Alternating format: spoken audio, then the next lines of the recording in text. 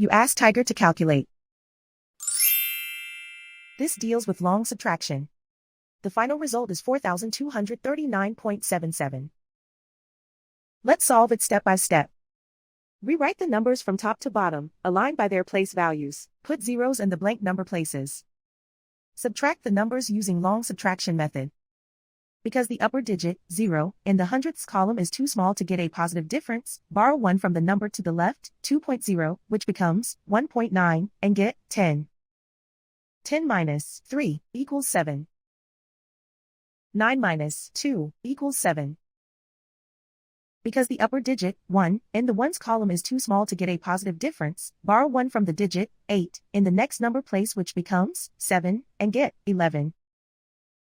11 minus 2 equals 9. 7 minus 4 equals 3. 7 minus 5 equals 2. Write 4 in the thousands place. And so the final result is 4,239.77.